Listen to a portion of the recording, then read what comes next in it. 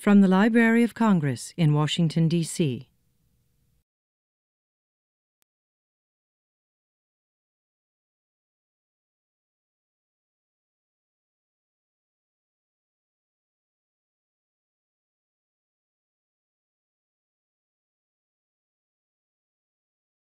I'm Jefferson Bailey, Internet Archive, and I'm also co-chair of the NDSA Innovation Working Group, along with Jane Mandelbaum and Trevor Owens of Library of Congress. And every year, 3 years running now, we give out the NDSA Innovation Awards. So this is our third year doing it. It's always very exciting, not just because we get to recognize digital preservation people, but also because they're friends and colleagues. So obviously the NDSA Innovation Awards recognize projects, institutions, and individuals making an innovative contribution to digital stewardship. And then there's more text on the screen that I'll let you read yourself.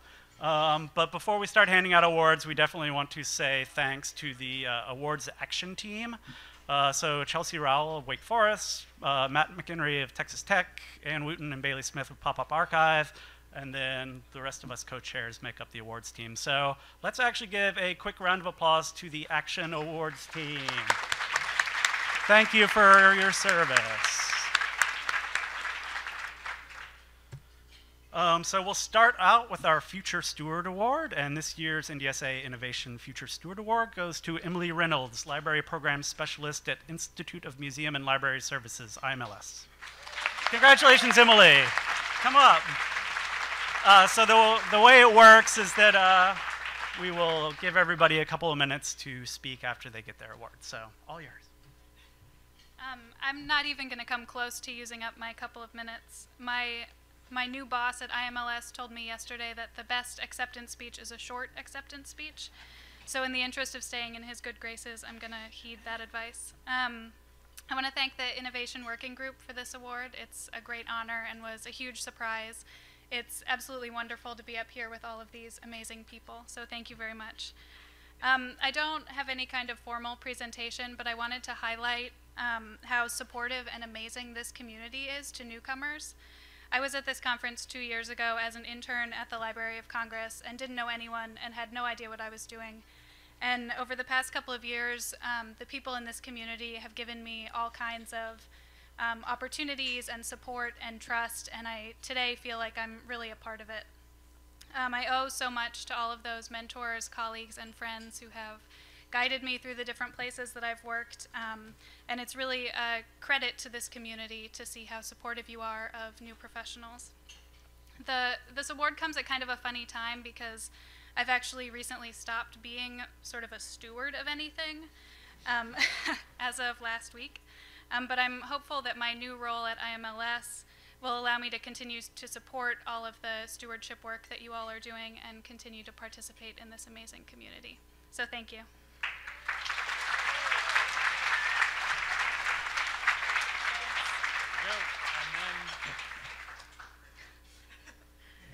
It's a certificate and a mug. That is the...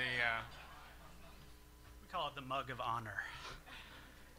Next up in our individual category is Trevor Munoz, who is Assistant Dean of Digital Humanities Research at the University of Maryland Libraries and an Associate Director at the Maryland Institute of Technology and the Humanities. So let's give a round of applause for Trevor.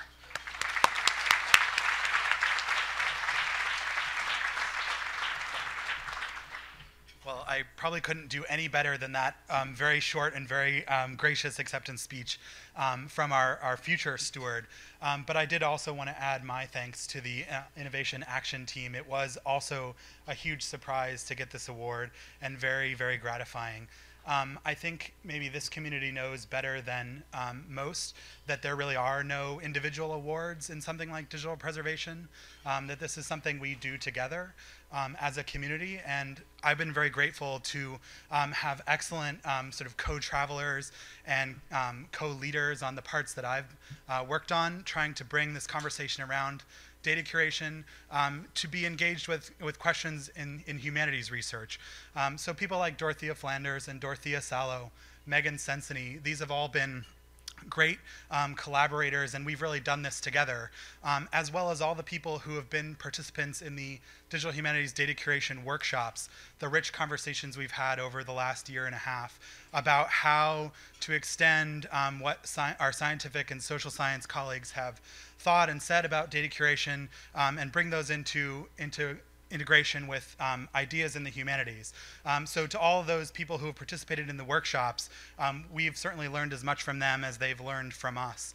And so I'm really grateful to be accepting this award on their behalf as well, because we do this digital preservation thing together. So thank you very much.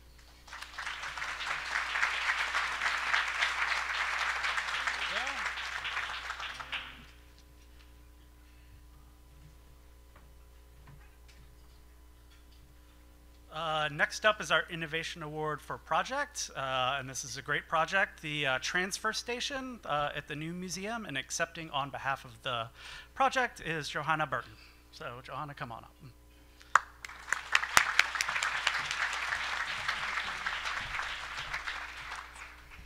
Hi, thank you so much. My presentation will have images, not because I'm trying to break the strand, but because I work at a museum, so I hope that you all want to see some pictures. I should mention, because my title is not listed here, that I'm the Keith Haring Director and Curator of Education and Public Engagement. And so the transfer station was actually part of an education initiative, something that I think is really important in thinking about how it functioned at the museum. So first and foremost, I have slides, which I don't. Do we have a separate slide deck? Sorry, see if I can get it for you. There we go. Great, thank you. Might be slow. Great. First and foremost, I just want to say how thrilled that I am to be here with you and to accept this award on behalf of a very large group of people without whom Transfer Station simply couldn't have happened. I have 3 minutes to give a little context for the project for those of you who don't know it, so here goes.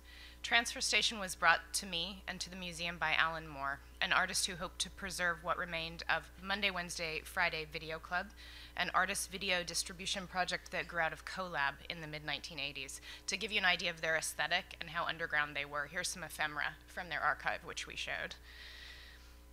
But Transfer Station quickly became three-pronged, an open-door, artist-centered media archiving project that worked on tapes from Monday, Wednesday, Friday Video Club. We literally U-hauled these in from the Staten Island storage unit they'd been languishing in. The new museum's own rich archives of talks, performances, and conferences from the 1970s through today, and submissions culled from the artist community at large. Here's just the kind of entry portal to the website that a colleague from Rhizome and now MoMA, Ben Fino-Radin, produced for us, so that people could, learning about the project, actually sign on and come in and get their materials transferred. This describes the formats, for instance, that we were open to, both moving image and born digital.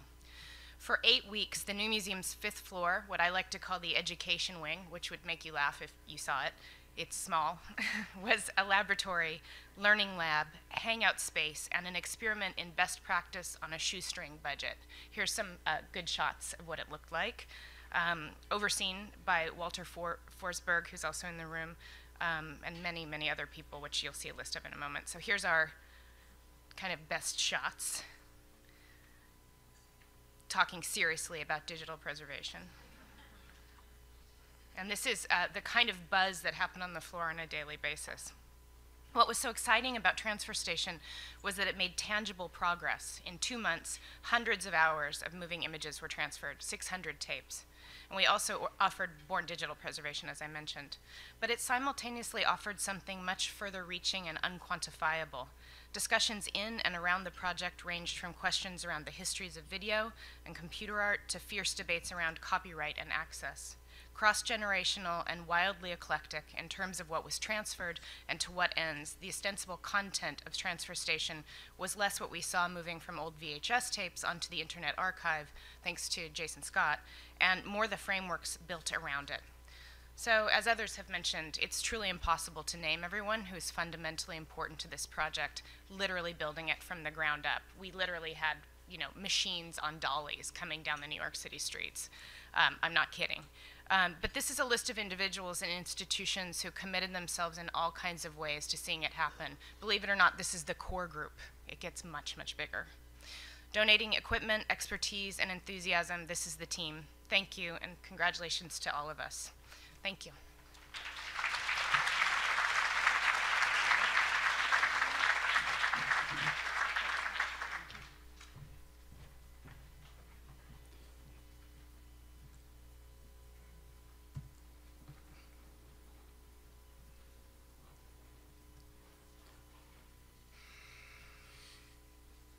PowerPoint is not getting an award. Which one is it?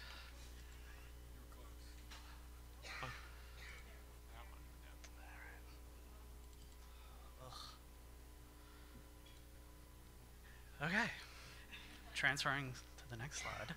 Our last award is for innovative work in digital preservation by an institution, and this one goes to the National Software Reference Library at the National Institute for Standards and Technology, and accepting on behalf of the institution is Doug White.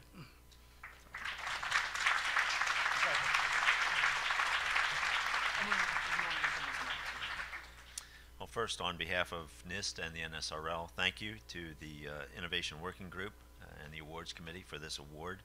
It certainly is an honor to be among the list of this year's winners and also those of the past 2 years. In the relatively short time that the NSRL has ventured outside of its traditional role of supplying metadata for digital forensics, this is a highly appreciated recognition of the stewardship role in which we have tried to excel.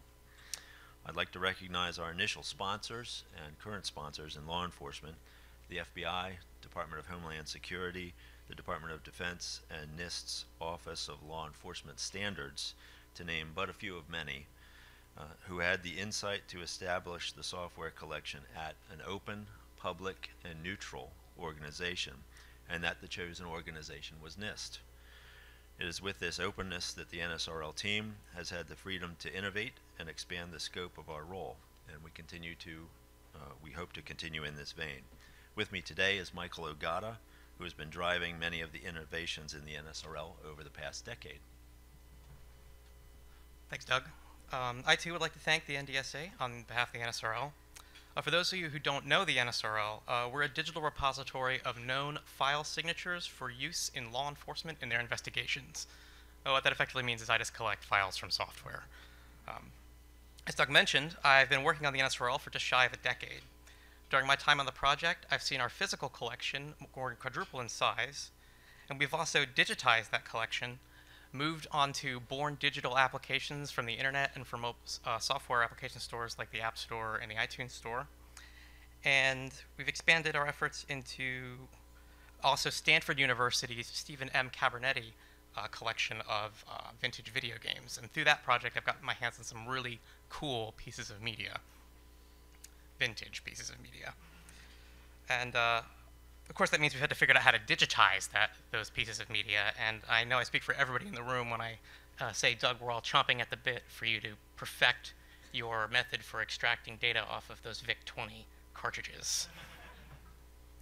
For the NSRL's core work as a digital forensic archive, we here in this room, all the work that you guys strive in this room just makes sense to us. Without provenance and permanence, most of our work would be rendered meaningless. And in the words of my boss, it's interesting, it's important, and it's cool. So I'd like to take a moment and thank all of you for contributing to this very important field of study.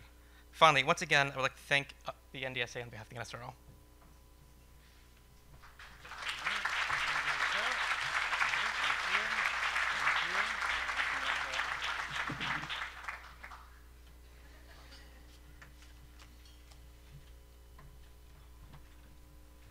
That wraps it up.